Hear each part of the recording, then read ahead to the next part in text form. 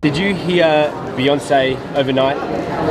No, what happened? She released all of this stuff, you know, accusing Jay-Z of cheating. Oh, that's awful. When you're beautiful and successful and a boss, you're gonna get talked about. You're gonna get called all kinds of names from diva to bitch. Nous sommes dans un studio new-yorkais au début de l'année 2000. Il est tard et le cœur rempli de brouillard. Une chanteuse de R&B exprime sa passion, ses harmonies, ses vibes sur le titre Best of Me. Elle est en train d'enregistrer un remix de cette chanson-là avec des producteurs de l'époque, les très très populaires Trackmasters. Et soudain, les deux producteurs ont une idée. Ils lui disent, franchement, la nouvelle version de la chanson est vraiment bien, mais on pense qu'il y a un petit manque, il manque un peu de sel par-ci par-là. On a le contact de Jay-Z, c'est notre pote, on travaille avec lui, on va l'appeler et il va venir poser sur ta chanson. If you sign up to be an entertainer, you have to realize that many things are going to be said about you. Jay-Z arrive dans le studio, il est frais, les Trackmasters lui servent un verre de cognac et il remarque quand même que tout le monde est super joyeux, tout le monde l'accueille de façon absolument extraordinaire, sauf la chanteuse. Elle lui dit passablement bonjour et elle commence à limer ses ongles. Jay-Z est totalement déconcerté par la scène, il vient de vendre 10 millions d'albums, c'est une petite chanteuse de R&B, certes, elle a quelques petits succès, mais elle est censée le respecter. C'est lui le roi, c'est lui qui est sur le point de lui donner ce qu'il appelle lui-même un hit. Il a l'habitude que chaque fois qu'il entre dans une pièce avec une chanteuse de R&B, elle commence simplement à chanter « Oh oh oh oh oh oh oh nana ». Giga est toujours perdu, les Trackmasters essaient de réchauffer l'ambiance, de faire quelques blagues, on lui affiche l'instru, il écoute, il regarde la chanteuse qui est toujours tranquille ailleurs, mais qui ne lui fait pas d'éloge, et il finit par dire « Bon, j'entre dans le studio à cause de vous les Trackmasters parce que elle ne m'a pas respecté et je vais juste vous donner une petite partie de mon couplet. C'est-à-dire que je vais vous donner la petite épice de ce à quoi ça va ressembler, mais pas l'entier. Et donc, il lâche quelques rimes. I'm focused, man. Tell Stout to holla at me, man. Maya le regarde interloqué, mais elle continue à limer ses ongles. Jay-Z quitte le studio et signale donc que si Maya n'est pas plus mielleuse, si elle n'est pas plus reconnaissante du fait qu'il vienne poser son couplet sur sa chanson, jamais il ne finira ce couplet-là et ça crée un séisme dans le label parce qu'effectivement à ce moment-là, ça fait quelques années que Maya est dans le game, elle est un des flairons pop R&B du label Interscope, elle a enchaîné plusieurs succès comme It's All About You ou alors Case of the Ex et le label espérait vraiment avoir l'aval de Jay-Z sur ce titre-là pour la rassurer encore plus sur sa base scène urbaine. How did you say so guarded within your career? This is what I did. I said, no, I'm good. Thank you. No, thank you. Il commence donc à y avoir de multiples pourparlers, des tractations. On va vers Jay-Z, on va vers Maya, autour de ce moment donc qui symbolise pourtant la personnalité bien particulière que personne n'attendait, du physique plutôt mielleux de la chanteuse R&B. Les claquettes et le ballet, ce sont souvent des styles de danse qu'on méprise un peu dans la zone hip-hop, qui paraissent un peu vieillots et pourtant qui demandent énormément de discipline, de précision et de structure. Les claquettes prennent notamment leur origine en Irlande, elles s'exportent aux États-Unis et elles vont donc tomber plus ou moins dans le berceau de la petite Maya qui est, c'est le grand retour, une véritable American Baby.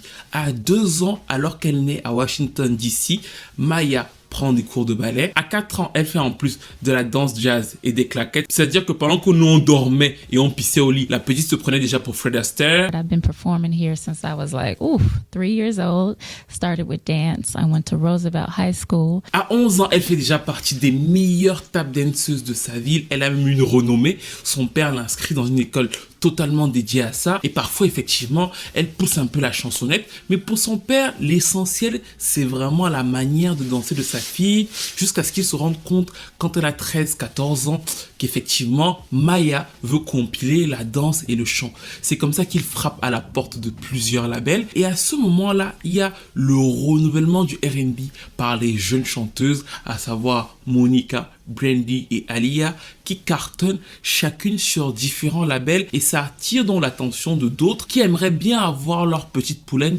plus ou moins sur la même formule. C'est comme ça qu'on ramène donc la petite Maya chez Interscope qui à la base a un roster principalement rap. Quand ils la regardent, ils la voient danser, chanter, ils se disent qu'elle peut incarner cette espèce de petite R&B girl qu'il voulait avoir. Et en plus, il y a le spectre de Janet Jackson, c'est-à-dire qu'elle sait danser, elle sait chanter, elle peut aller sur ce terrain-là aussi combattre avec Aaliyah. Comme ça qu'on signe Maya alors qu'elle n'a que 16 ans. On ramène plusieurs gros producteurs de l'époque pour l'aider à façonner son premier album. Et le premier single est une chanson très intéressante que beaucoup connaissent, It's All About Me, en featuring de Sisqó.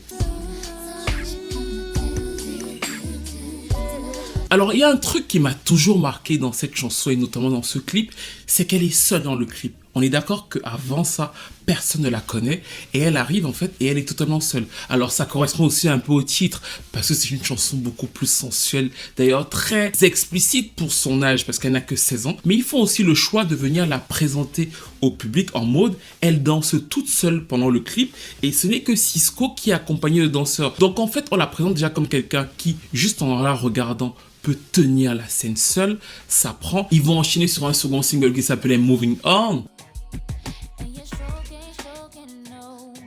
Et en troisième extrait, on va avoir My First Night With You.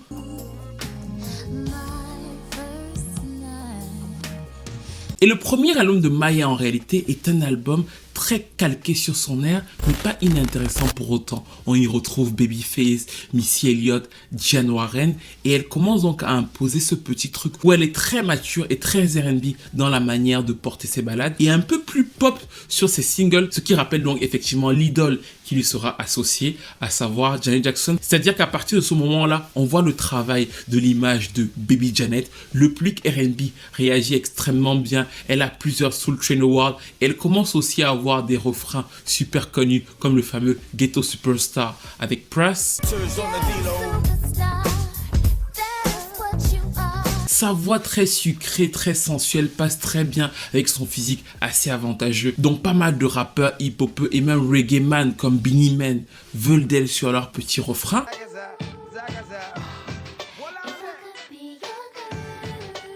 Et en 2 ans, Maya commence à avoir sa petite image, elle est dans les films, elle est toute jolie. Et justement, cette image-là, c'est un peu l'image d'un énième produit préfabriqué du R&B. C'est en tout cas ce que Interscope vend et c'est ce qu'ils essaient de vendre le plus longtemps possible. Sauf que derrière, on leur chauffe quand même sacrément le petit popotin parce que la petite Maya, certes jeune, certes jolie, certes sucrée sur ces petites harmonies-là, ne se voit pas du tout comme telle.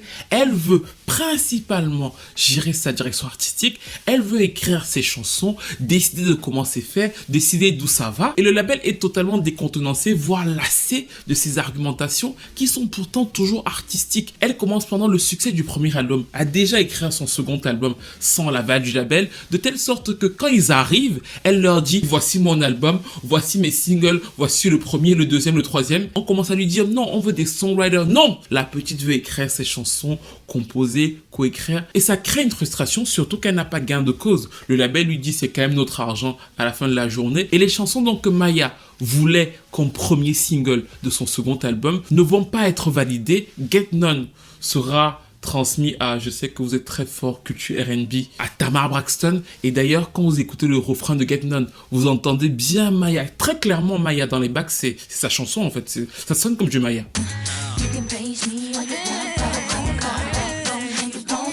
Et l'autre chanson ultime qui était censée lancer l'album était produite par Swizz Beatz, qui n'est pas encore super populaire à l'époque, ce qui est hyper intéressant. Et écoutez justement comment la chanson est structurée, parce qu'elle pensait que ça aurait été un tube, que ça aurait cartonné aussi bien sur la radio hip-hop que pop. Et quand on entend pour l'époque, c'est pas totalement con de sa part. Et il y a ce petit côté hip-hop qui va être la marque de fabrique de Swizz Beatz qui est pas encore super populaire à l'époque. Et il y a aussi le petit côté sucré un peu TLC-ien qu'elle voulait combiner. Et le label va clairement lui dire non, on veut que tu retournes en studio avec les mecs qu'on t'a assignés. Et c'est donc comme ça qu'elle va donc reprendre l'enregistrement de ce second album qui s'appellera Fear of Flying et qui aura donc pour premier single la chanson Best of Me avec Jadakiss.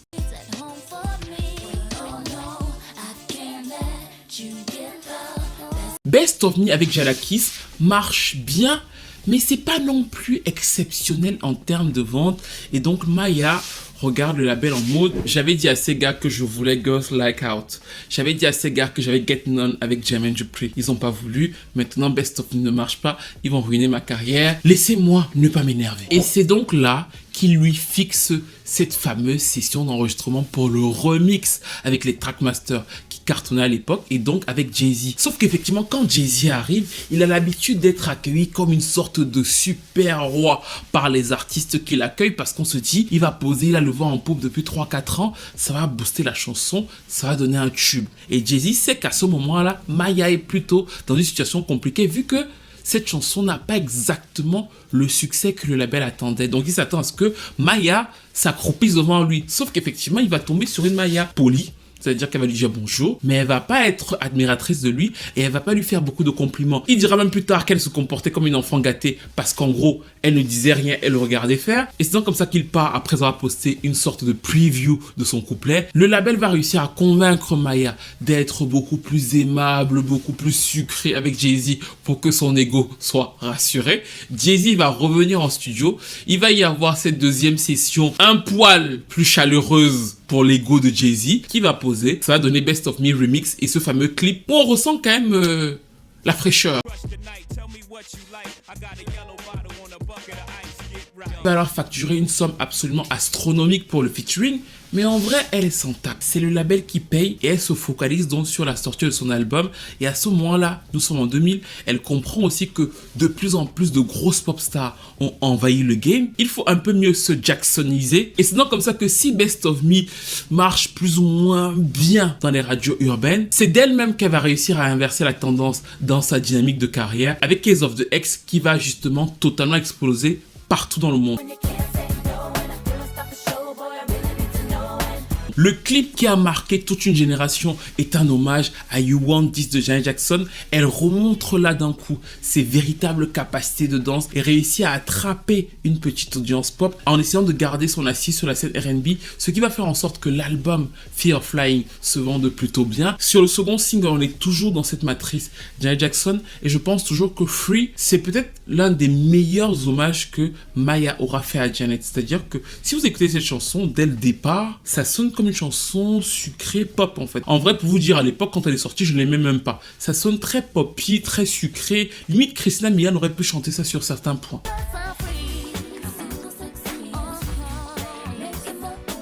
Sauf dans la manière dont c'est harmonisé, parce que les gens ne le savent pas. Mais en réalité, Maya, c'est une mezzo-soprano qui a 3 octaves. Quand je dis ça, je crois que beaucoup de gens vont tomber de leur chaise, mais pas du tout. Vous l'entendez en fait. Si vous écoutez bien Maya poser, vous allez voir qu'effectivement, c'est vrai qu'elle a ce timbre très sucré, très angélique, mais ses runs sont souvent bien supérieurs aux capacités vocales qu'on pourrait lui prêter. Donc de fait, déjà, vous voyez que dans la manière dont elle structure sa chanson, ce n'est pas du tout comme une Christina Milian ou encore comme une chanteuse pop. Mais surtout, plus la chanson avance, plus vous vous dirigez vers quelque chose qui va sonner très soul disco. Et au final même, vous avez des influences totalement jazzy. Et ça, dans la structure, c'est totalement du Jimmy Jam, Janet Jackson.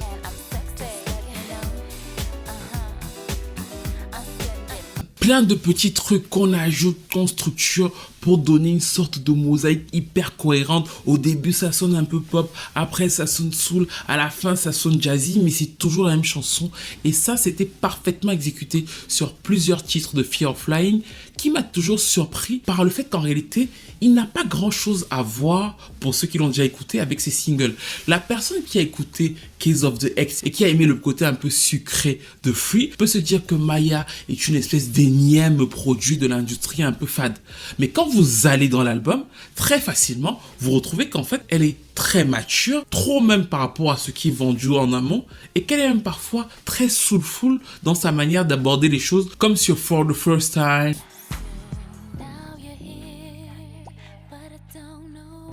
Men in My Life,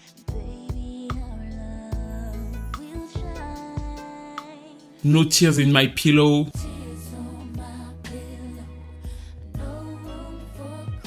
C'est-à-dire que même si on a à côté des titres comme celui de Darkchild, That's Why I Wanna Fight, où elle a toujours cette obsession d'aller bagarrer ou contre soit l'ex de son ex et ce genre de choses, ben en fait la structure réelle de Maya, malgré son image, reste quand même très ancrée sur un R&B très scolaire que beaucoup n'attendraient peut-être pas de son image. Mais malgré tout ça, elle reste dans une dynamique de succès, elle apparaît dans plusieurs petits films et justement en 2001, Interscope a l'idée de faire réenregistrer Lady Marmalade par plusieurs chanteuses différentes et logiquement, ils prennent aussi l'une des chanteuses de R&B de leur propre roster en compagnie de Christina Aguilera, Pink, Missy et Lil Kim.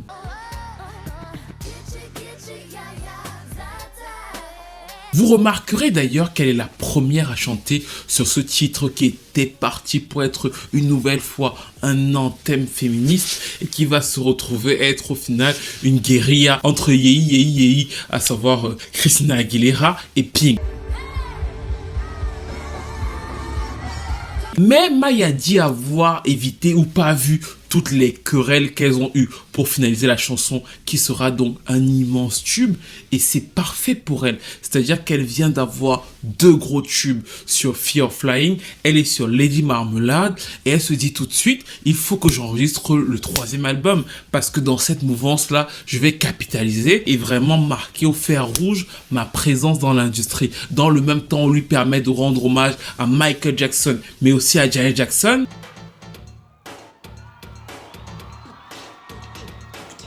Et elle va montrer là tout de suite quelque chose qui va faire, selon moi, sa marque de fabrique en termes de danse. Extrême finesse dans l'exécution des mouvements. Elle n'est pas là en mode je vais transpirer. Non, non, non, non. C'est calme, c'est fin, c'est apprécié. Et donc, elle se dépêche d'entrer en studio pour enregistrer son 3e album. Et bien sûr, comme vous le savez, le problème qui est tissé en filigrane depuis le début de cette vidéo se repose. Le label Interscope est principalement rap. Ils veulent qu'elle soit le plus safe possible. Gros producteur, tu chantes, tu danses, tu es mignonne et c'est tout. Elle ne fait que leur dire que je suis une artiste, les gars. Je sais écrire, je sais composer, je sais faire tout. Vous avez vu que la majeure partie des productions, coproductions des 2 premiers albums, j'y étais. Même si vous avez appelé Babyface, ce genre de personnes. Non, j'ai structuré mes albums en fait. Donc je veux pouvoir plus le faire sur ce 3e album. Et c'est donc là qu'il va y avoir cette fameuse guérilla. Elle va certes avoir un rôle dans Chicago, mais son but ultime était d'enchaîner sur le succès de Lady Marmalade sur son 3e album. Mais le label n'est tellement pas safe à avoir Maya qui structure ou écrit tous les titres de son album comme elle veut le faire, qu'ils ne font que repousser. On lui dit bon, va voir Missy, bon, va voir quand même tel. Et tout ça prend du temps de telle sorte que l'album est finalement validé en 2003. 2003, ça fait 2 ans que Lady Marmalade est sortie. Maya n'est pas contente. Le buzz est retombé, l'enchaînement n'est pas aussi smooth qu'elle le voulait, mais elle ouvre l'album sur un single produit par Missy Elliott qui s'appelle My Love Is Like Wow, qui va être un très beau succès. Et surtout, Mood Ring, pour moi, le titre de ce 3e album, c'est l'aboutissement de ce qu'est Maya. Et pour vous dire, quand il est sorti à l'époque, je sais pas si certains s'en souviennent, il y avait des espèces de bootlegs sur Kazaa et ce genre de choses. Et je me rappelle qu'à l'époque, il y avait des loops. C'est-à-dire que tu avais 30 secondes d'une chanson et ça tournait en boucle tout le long. Et notamment sur Step, où elle faisait un clin d'œil à Respect.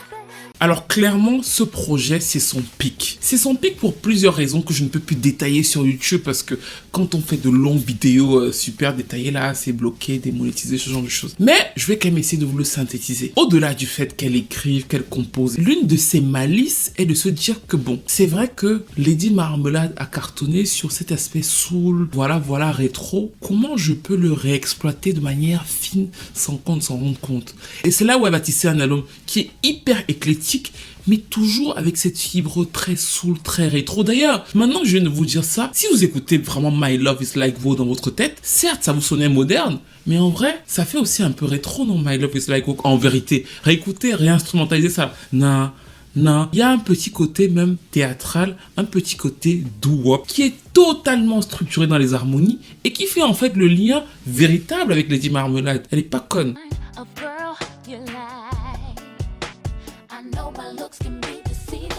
Ça, c'est le premier point. L'album a une vraie structure idéologique sonore, une sorte de woke très inspiré par cet univers-là, même si c'est fait de façon très maligne.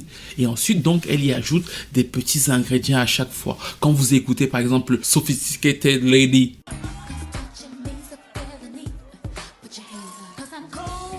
c'est très Janet, très Control, très 80s, mais on reste dans cet univers-là. On a les influences reggae de l'époque avec une chanson que j'adore en compagnie de Sean Paul qui s'appelle Things Come and Go. Même sur ce titre donc qui était censé être moderne parce que Sean Paul cartonnait à l'époque, vous avez toujours ce petit truc de wop. Rappelez-vous comment il pose les harmonies là. Et là, vous vous souvenez de ma vidéo sur Renaissance de Beyoncé, elle va faire quelque chose qui était assez rare pour ce genre de chanteuse pour l'époque. Janet, Madonna l'avait déjà clairement fait. Mais elle va aussi aller reprendre pas mal de sonorités house, très ancrées dans la communauté LGBT, pour les retranscrire sur le titre qui va s'appeler Whatever Bitch dans un son beaucoup plus urbain. C'est-à-dire que finalement, elle était déjà dans l'idéologie de Renaissance pile en 2003.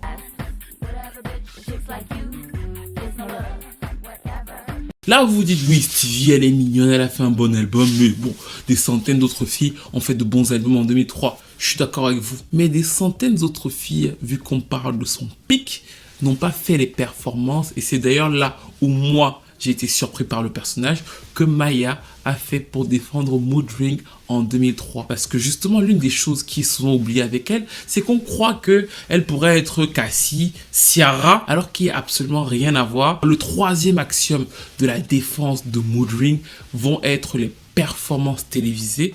Et franchement, chapeau. C'était parfaitement exécuté. Elle sait chanter, elle sait danser, elle sait faire les deux en même temps. Et surtout, en fait, vous allez voir que sa fameuse voix sucrée, angélique, là, c'est vraiment quand elle veut. Parce que quand elle commence à chanter sur scène, c'est une voix beaucoup plus rugueuse, beaucoup plus soulful qu'on entend. On sentait qu'elle avait travaillé pour livrer ça.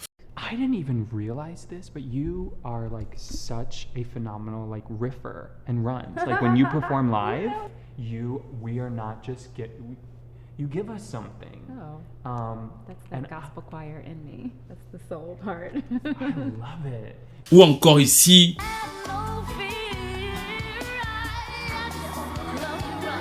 Ou encore la prestation sur Whatever Bitch.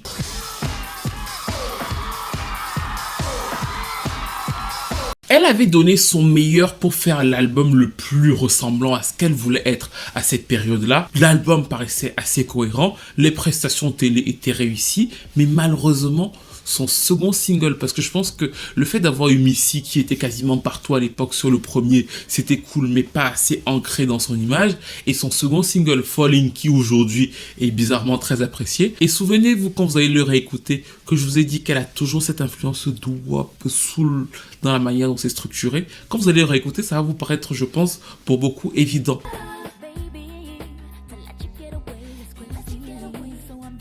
Alors dès que la chanson flop, le label qui était pas totalement ok avec le fait de la laisser aller à ses aises un peu partout, décide d'arrêter les frais et de stopper la promo de l'album, ce qui va rendre folle de rage Maya. Elle se dit, on me fait terminer mon album avec 500 000 ventes alors que j'ai mis autant de mois. L'album méritait beaucoup plus d'autres singles et ce genre de choses. Donc elle est extrêmement frustrée. Elle se lance dans une bataille ouverte avec Interscope en enregistrant un autre album qu'elle va appeler Control Freak. Elle assume totalement son personnage de vouloir tout contrôler autour d'elle. Elle reprend d'autres producteurs, elle ferme le point, elle va à l'attaque en 2004 et c'est à ce moment-là que tout va absolument basculer. Maya qui veut prouver à son label qu'elle est plus qu'une image, c'est parfaitement louable, on peut comprendre ce sentiment. Sauf que Interscope n'est pas prêt à lâcher le fait de la rentrer dans une case beaucoup plus simple à gérer pour eux. Et finalement, donc, inévitablement, alors qu'elle est dans l'enregistrement de ce quatrième album en 2004, quand on voit apparaître d'autres chanteuses, notamment comme Ciara ou Keisha Cole, elle finit par leur dire d'elle-même, les gars, je claque la porte. L'équipe de management, le label, tout le monde, bye bye, je pars. Au début, c'est un séisme et on se dit que c'est peut-être un caprice et elle va revenir sur ses dires. Parce que la musique, ça reste malgré tout son principal cœur de métier. Elle fait des films par-ci par-là. On aurait d'ailleurs dû, à mon avis, la caster dans le film Honey au lieu de Jessica Alba parce qu'elle était bien meilleure danseuse, mais ces films ne cartonnent pas. C'est vraiment la musique qui est son fer de lance et le fait de faire disparaître d'un coup toutes les équipes, même si ça n'a pas été simple, qui l'ont amenée au niveau où elle est en période un peu compliquée, c'était un risque à prendre que Maya décide de prendre. Elle signe en plus directement, et là ça fait même un lien avec Mood Ring chez Motown, et elle commence à travailler sur ce qui sera son 4e album qu'elle lance en 2006 avec le single Hey Yo, qui va se prendre une claque de mauvaises critiques.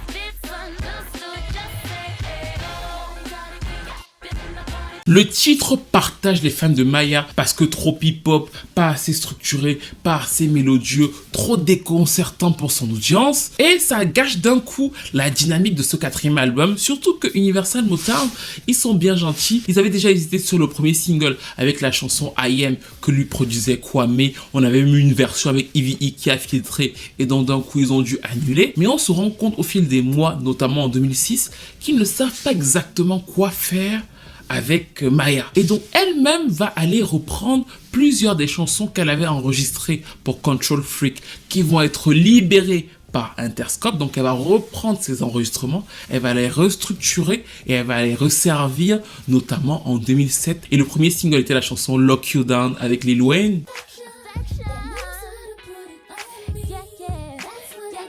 Lock You Down est un mid-tempo sympathique, c'est super smooth, on dirait que c'est très bien exécuté du Maya en fait quand vous la regardez danser. C'est pas tant le fait d'être dans la démonstration, c'est le fait de voir comment elle place chaque pas et c'est toujours très smooth. Et en plus là, elle faisait un peu de tape dancing, ce qui est dans son cœur de métier. Mais pour moi en fait, Lock You Down va souffrir d'une chose très simple. Lil Wayne n'était pas suffisamment fort pour porter la chanson. Lock You Down aurait pu très bien marcher au moment où elle avait pensé à la chanson, c'est-à-dire en 2004, quand elle voulait sortir Control Freak, parce que c'est du pur Scott Storch, et dans la mouvance de l'époque, il aurait pu prendre. Quand il arrive en 2007, et en plus en milieu d'année 2007, cette mouvance de Scott Storch est déjà passée, c'est-à-dire que ça fait déjà dater pour quelqu'un en plus qui n'a pas sorti d'album depuis 4 ans. Ça, c'est la première chose. Mais la deuxième chose qui ne va pas arranger son cas, et qui me brise malgré tout le cœur, c'est le second single qui s'appelait Riding, qui est en fait une histoire vraie. Elle est sortie avec un producteur de l'époque, et pendant un certain moment, elle avait des doutes sur leur relation. Donc, elle a commencé à le filer. Elle était totalement accro au mec. Donc, elle a appelé la meuf. Elle a suivi la meuf à son travail. Elle a fait des trucs absolument dingues. Histoire qu'elle a raconté dans plusieurs magazines en 2003 et en 2004. C'était donc hyper intéressant, après avoir raconté ça, même si ça la faisait passer pour une totale folle,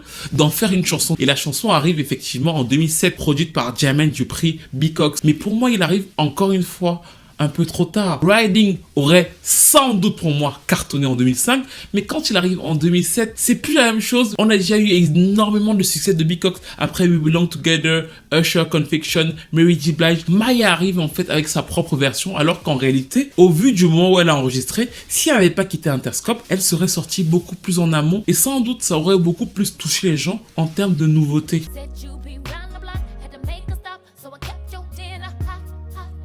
Donc les deux singles flop, mais on aurait peut-être pu se dire, bon, certes les deux chansons n'ont pas marché, mais le fait de sortir un troisième album qui ne s'appelait plus d'un coup Control Freak, mais Liberation, pour vraiment dire qu'elle s'est libérée de tout le mainstream du début, ça peut aussi peut-être rassembler sa fanbase derrière un projet. C'est toujours bien de sortir un album. 4 ans sans un album, c'était beaucoup trop pour une chanteuse R&B, surtout à cette période-là. Mais malheureusement, alors qu'elle assurait la promo de cet album-là aux États-Unis, il va filtrer sur Internet.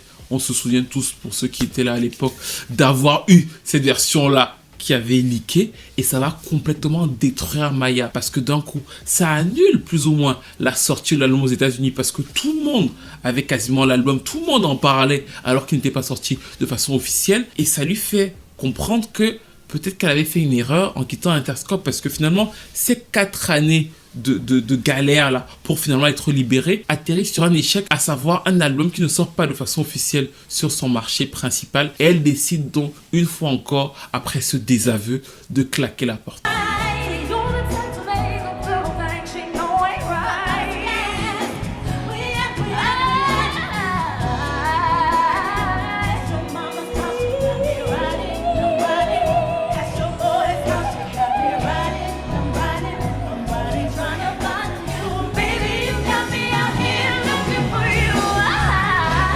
Maya est dégoûtée par cette annulation, mais elle a encore plus ou moins sa bonne image, du moins c'est ce qu'elle se dit. Elle est appréciée du public, jolie jeune fille, et elle a accepté de tourner notamment dans le clip de The Game. Dreams, on la voit avec The Game qui rêvait de coucher avec une chanteuse R&B, et elle accepte de jouer le jeu parce que les deux sont plutôt potes. Sauf qu'elle ne savait pas à ce moment précis qu'elle allait se retrouver dans le clash entre The Game et 50 Cent, qui va dire dans une diss track contre The Game qu'il était déjà allé au 7e ciel avec Maya, sous-entendu avant lui.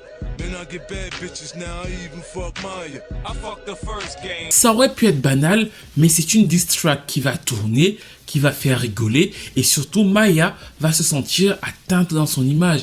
Elle va se dire, mais en fait ce gars-là, déjà que c'est pas ma période la plus haute, il se permet de raconter des choses totalement fausses sur moi, qui gâtent l'image de chanteuse de R&B plutôt cool que j'ai toujours eu auprès du public. Surtout que les gens sont intéressés. Les gens veulent maintenant savoir, vu que 50 est une des superstars de l'époque, si réellement elle est allée au 7e ciel avec 50 Cent. Et donc de fait pour elle, ça parasite son image et sa carrière, et elle s'en défend. I mean, he was just bullshit. 50 was bullshit. Oh shit. 50 de son côté, au début, en joue. Maya dira dans certains médias qu'elle ne comprend pas comment il la confond avec Lloyd Banks, parce que les seules fois où elle a pu le rencontrer, c'était cordial et sans plus. Mais ces espèces d'événements-là, ces attaques pour elle qu'elle pense subir, vont l'éloigner de l'industrie du disque américaine. Elle va décider, après ce qui s'est passé avec Motown et 50, d'aller directement au Japon pour sortir un 5e album qui s'appelait Sugar and Spice, totalement dédié au marché japonais, avec un premier single qui s'appelait Paradise.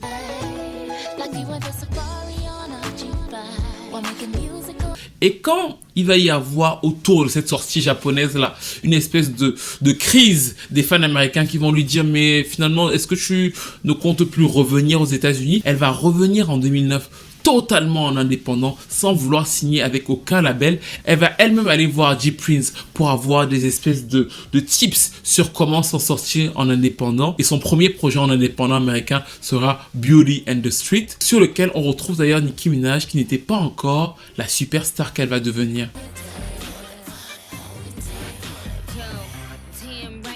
Quand elle va totalement rentrer sur le territoire américain, un jour Maya et son père sont dans un club, ils tombent sur 50, ils vont aller le gangbang là quelque part, le père va lui dire que tu parles de ma fille comment, et apparemment 50 va s'excuser, il va dire que c'était vraiment pour la vanne, et surtout il va lui dire, mais je t'ai surpris en fait, moi je pensais pas que tu aurais l'audace d'aller faire douter aux gens de ma sexualité, franchement je ne te pensais pas comme ça, ce qui sous-entendait aussi selon elle que en l'attaquant comme ça, 50 se disait, Maya c'est une petite là, elle est mignonne, elle va jamais aller s'attaquer à un rappeur, elle va jamais aller me répondre. Et finalement, elle a répondu et elle lui reproche toujours jusqu'aujourd'hui de ne pas être venue démentir publiquement le fait qu'ils avaient jamais eu de relation ensemble. There was a clip that came out. It was on a red carpet, and Jack Thriller from This Is 50, I guess, want to talk to you, and you said, "Nah, I don't roll with 50. He lies." Well, yeah, I don't.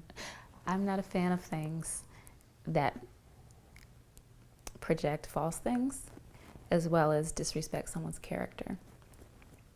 Toutefois, à partir de 2010, elle commence à essayer de se relancer dans l'industrie du disque américaine en décidant, ce qui était une surprise totale pour quasiment tout le monde, de rester en indépendant. Certains autres artistes de son ère avaient été effectivement rejetés par les majors, mais elle réussissait toujours à trouver des espèces de deals en jointure, des espèces de trucs pour être dans une structure accompagnée. Maya décide de ne pas le faire, elle fait Danse avec les stars, et elle se concentre dans un premier temps sur le marché japonais pour un album qui va sortir en 2011, qui s'appelait Kiss, avec un titre d'ailleurs qui pour le coup ressemblait beaucoup à un tube de Kerry Hilson.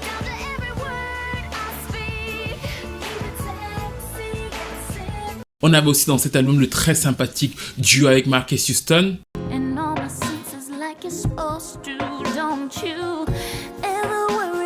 Et depuis en fait 2012, Maya est quasiment totalement recroquevillée sur son créneau. Ce n'est pas qu'elle n'existe pas dans l'industrie, ce n'est pas qu'on ne peut pas la voir parfois à une cérémonie. Non, elle est là, parfois on peut la voir, mais elle est toujours en train de proposer sa musique totalement à l'indépendant, à faire ses shows totalement structuré par elle et à rester dans ce créneau principalement R&B comme cette série de mixtapes qu'elle avait lancée en 2014. Et en 2015, il y avait eu la fameuse polémique entretenue par Bow Wow, où on l'avait vu performer dans un club de striptease et Bow Wow écrivait partout que c'était une honte que Maya fasse une prestation dans un club de striptease, que ce n'était pas un bon move pour sa carrière. Et il faut bien comprendre que Bow Wow et Maya se connaissent en fait, c'est-à-dire qu'on les a vus à plusieurs reprises sur BET, ils ont présenté des events. Donc le fait que la vidéo buzz sous la houlette de Bow Wow, qui en plus se prenait pour le mec qui peut structurer la carrière de qui que ce soit, était un peu malaisant, comme toutes les moqueries autour sur son poids, sur la personne qu'elle était devenue. Et pour le coup, j'avais beaucoup apprécié sa réponse parce que non seulement elle n'est pas entrée dans la polémique de savoir qui avait tort ou qui avait raison, mais elle a répondu en disant qu'elle allait performer et elle performait depuis le début de sa carrière partout où on lui donnait un chèque, qu'elle avait absolument pas de honte à performer, qu'elle était une artiste capable de performer même dans des bars, parce que ce qui l'intéresse au début, c'est d'abord l'art. I performed at strip clubs for years now. You know, it's social media generation. Et que surtout, elle n'avait pas du tout l'envie de retourner en major parce que ses premières années en major furent les pires années de sa vie. Quand elle signe et qu'on est tous contents de la voir chanter comme au début, elle explique que le mec qui l'avait signé lui faisait clairement des avances sexuelles et que c'était hyper difficile pour elle entre ses 16 et 20 ans de résister comme ça, avec quelqu'un comme ça qui la harcelait sexuellement et lui faisait du chantage sur son art, en plus du fait que selon elle, elle gagnait mieux sa vie depuis qu'elle était en indépendant que quand elle était en major, parce que son contrat en major était absolument horrible. Donc pour elle, il n'y avait pas le manque de la major, hormis pour être célèbre. Et quand elle va le dire, beaucoup d'autres gens vont dire non mais c'est une grosse menteuse, celle-là, regarde comme elle est mignonne, elle aurait bien voulu continuer à danser dans les clubs de rap, c'est juste qu'elle n'a pas réussi. Et bizarrement, en 2016, juste après cette polémique, Maya va sortir un album qui s'appelait Smooth Jones, totalement en indépendant, qui va totalement être, et avec raison, acclamé par la critique.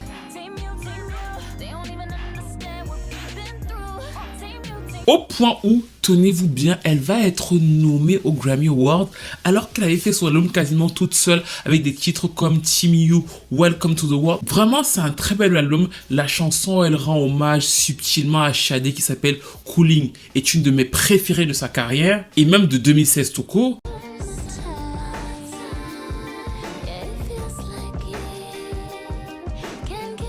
Et là, les labels reviennent vers Maya. Elle fait des meetings avec plusieurs labels, Republic Records, Interscope, Atlantic. Et j'avais même fait des posts à l'époque. Est-ce que Maya ne va pas essayer d'avoir un nouveau deal en major? Et finalement, elle va une fois encore dire que la structure de la major ne lui convient pas. Elle préfère continuer, selon elle, son petit truc en indépendant, même si elle est absolument tout. Elle dit qu'elle est sa propre manager, sa propre productrice. Elle fait absolument tout pour elle-même, mais elle trouve qu'elle réussit à trouver son compte dans tout ça, financièrement et mentalement. Et en 2018, elle va sortir un autre album, un peu dans la même mouvance que Smooth Jones, qui s'appelait TKO. Et dans cet album-là, il y a une chanson qui, pour moi, c'est l'ironie de la vie. Cette chanson s'appelle Damage.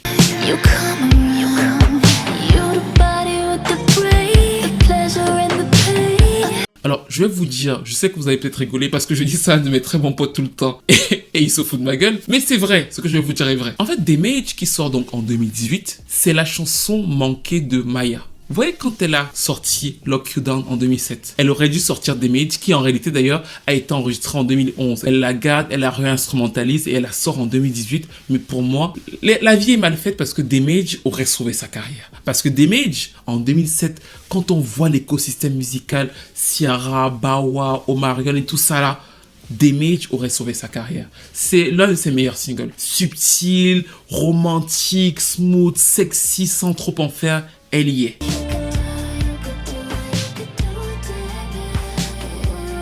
Dans l'album, il y avait d'autres très bons titres comme Ready for It, Open, mais je trouve toujours que Damage était vraiment un stand-out.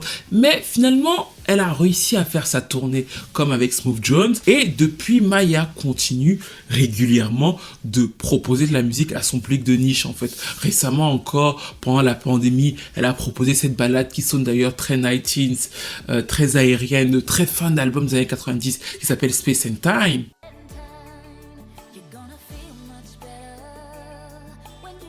Elle est là, elle était encore récemment à un événement avec Bao et Diamant Dupri, ce qui signifie d'ailleurs qu'elle est passée à autre chose autour de cette polémique où il voulait la traîner parce que lui-même a dû performer pendant plusieurs années dans des petits clubs. Mais le débat généralement autour de Maya est, est-ce que c'est une connasse ? Ou est-ce que c'est une victime? Parce que les gens vous diront toujours, mais elle est vraiment jolie, si elle était sortie avec un rappeur, ou alors c'est parce qu'elle n'est pas talentueuse. Et je pense vraiment que le débat du talent, c'est les gens qui n'ont jamais écouté d'album de Maya. Je suis pas en train de vous dire que c'est Aretha Franklin. Mais si vous écoutez ces albums, sachant qu'elle écrit et qu'elle compose quasiment l'essentiel de sa discographie, vous pouvez pas débattre sur son talent, ni sur ses capacités vocales, parce que justement, elle gère très bien sa voix. Ce n'est absolument pas une Ciara ou une Cassie.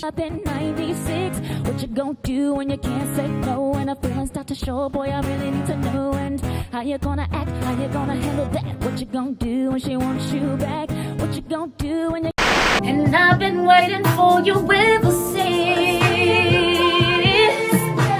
Cause 3 turns into 4, and 4 turns into 5, then 6 goes around, what you gonna do, baby? Baby, cry.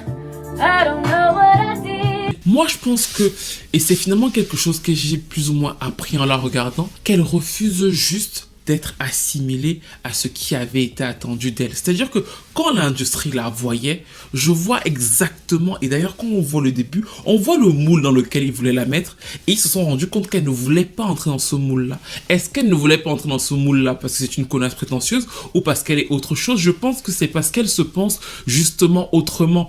Pas simplement parce qu'elle ne veut pas de succès, ce genre de choses, mais parce que je pense que dans son cerveau, il y a un truc de que je suis une artiste, déjà je me pense artiste, donc de fait, je veux imposer mes propres choix, mais en fait, je ne suis pas forcément obligé de regarder le Billboard pour m'identifier en tant qu'artiste. Parce que quand on voit sa carrière, elle avait des milliers de perches que d'ailleurs plusieurs autres ont pris dans les vidéos qu'on a vues pour pouvoir se rattraper aux États-Unis en fait. Elle pouvait faire plein de télé-réalités à scandale, elle pouvait même inventer une relation avec 2 ou 3 rappeurs pour capitaliser dessus. C'est-à-dire que son format était tout à fait rattrapable. L'une des choses qui a maintenu Ciara dans l'imagerie des gens et qui la maintient encore jusqu'aujourd'hui, c'est bien sûr ses relations avec les rappeurs. Maya était tout à fait, par exemple, sur ce créneau-là, légitime de jouer à ça. Sauf qu'on ne sait même plus avec qui elle a date, en fait. On ne l'a jamais vu dans un truc comme Love and Hip Hop, alors qu'on le lui a proposé à plusieurs reprises. On n'a jamais vu de télé-réalité ciblée sur sa vie privée. C'est-à-dire que finalement, elle a pas mal choisi d'avoir sa petite place un peu loin du game.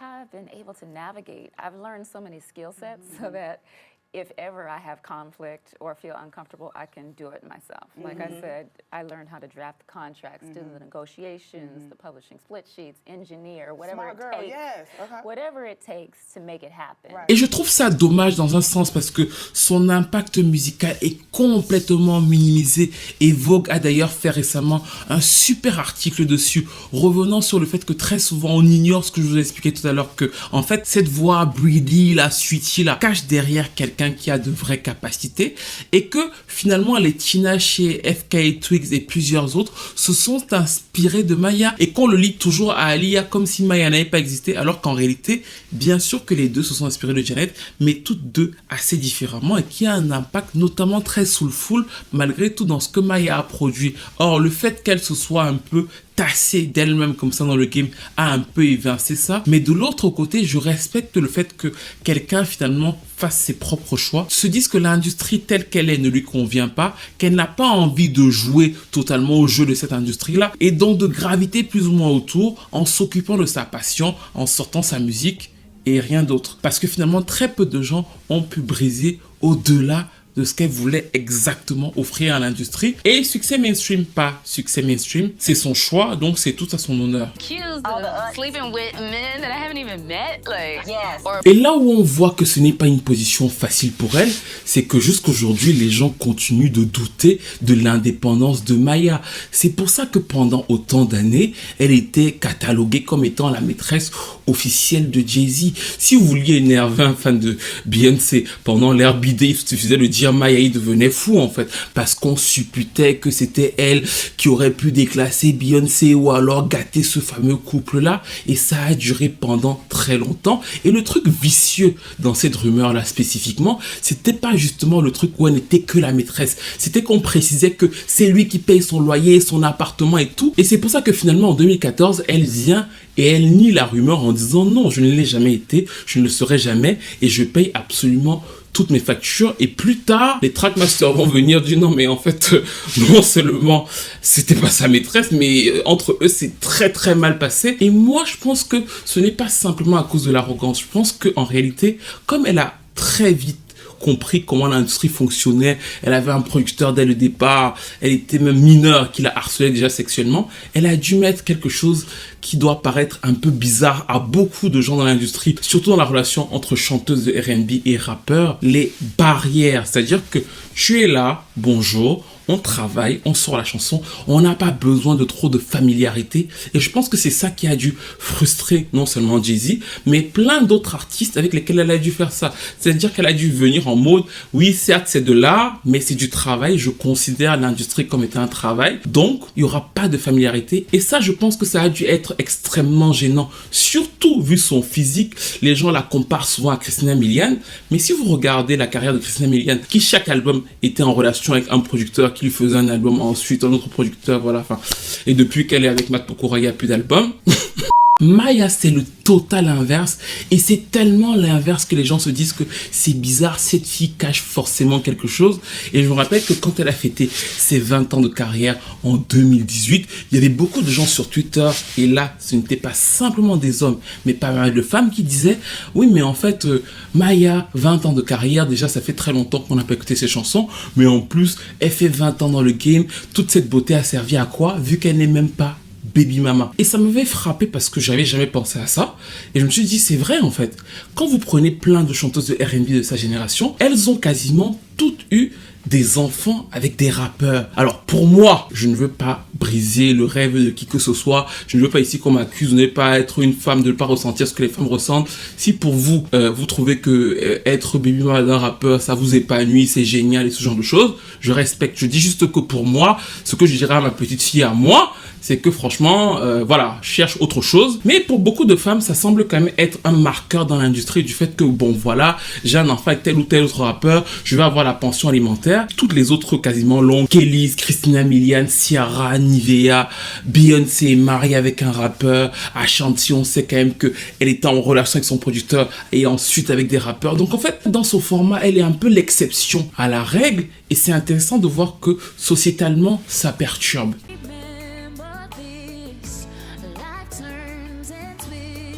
Bref, nous arrivons donc à la fin de cette vidéo qui revenait sur la carrière de Maya. Je vous ai donné les hauts, les bas de cette structure de carrière qui peut paraître assez banale parce que, comme beaucoup de chanteurs ou chanteuses de son ère, elle chute, mais qui est aussi particulière parce qu'elle le fait un peu sous ses propres termes. Et quand on a vu beaucoup de chanteurs ou de chanteuses de son époque essayer de revenir dans le mainstream à tout prix et essayant encore de le faire, on voit qu'elle a finalement abandonné cette idée-là qui, pour moi, parfois me semble un peu malheureuse. Regardez juste les hommages à Janet Jackson entre ce qui s'est passé en 2001 avec elle et ce qui s'est passé en 2015 avec Ciara. Vous allez voir que la différence de niveau est immense. Mais bon, c'est la vie. Hormis le fait que le mainstream ne lui donne pas cette reconnaissance, elle semble aller pour le mieux et gérer sa petite carrière de son côté avec les envies qui sont les siennes. Dites-moi ce que vous pensez, vous, de Maya. Est-ce que vous auriez voulu qu'elle passe un peu plus de temps dans le game? Est-ce que pour vous, c'est juste une vas-y elle? Est-ce que pour vous, c'est juste une fille jolie qui est arrivée là et qui a eu la chance déjà de poser devant un micro? Est-ce que pour vous, dans l'altercation avec Jay-Z, qui est souvent ressortie pour montrer son caractère un peu abominable, elle aurait dû s'agenouiller et faire amende honorable devant Jay-Z, ou est-ce qu'elle a eu la bonne réaction de lui dire finalement frère, t'es un humain comme moi, pause et on passe à autre chose, de toute façon je te paye. Est-ce que dans ce qui s'est passé avec 50 Cent, elle a eu raison d'aller au choc? Et bien sûr, dites-moi quelles sont vos chansons préférées d'elle, l'album qui vous aura le plus marqué chez elle, votre performance préférée de sa carrière, en n'hésitant pas à liker, à commenter, à partager, à vous abonner à la chaîne. Et on se retrouve très vite pour une nouvelle vidéo.